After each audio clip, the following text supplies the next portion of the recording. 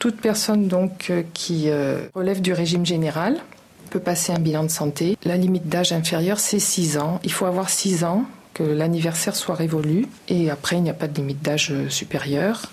Quelle que soit la situation, on peut être femme au foyer, demandeur d'emploi, retraité, salarié ou étudiant. On peut tout à fait passer un bilan de santé. On a vérifié les oreilles, que ça d'ailleurs ça se voit pas, j'ai découvert que j'étais presque sourde. C'est pour ça que c'est très bien de le faire aussi, puisque ça se voit pas forcément. On s'en rend pas compte forcément de suite qu'on est vraiment bas au niveau de l'ouïe, donc...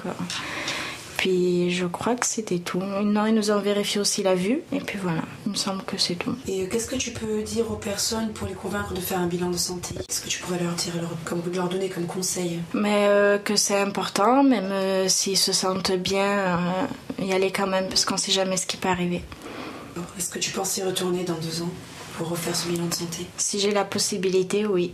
Est-ce que ça t'a angoissé ? Est-ce que tu avais déjà des doutes par rapport à ta santé ? J'avais pas de doute, mais j'étais quand même un peu stressée puisque je me suis dit ils peuvent quand même trouver quelque chose, mais sans plus. Donc j'avais juste peur s'ils trouvent quelque chose, qu'est-ce que je vais faire ? Mais en fait ils nous expliquent bien. S'ils trouvent quelque chose, ils nous expliquent ce qu'il y a à faire et tout. Donc en fait il n'y a aucune raison de stresser au final. Bon, c'est un petit peu dommage de ne pas profiter de cet examen qui en fait est gratuit.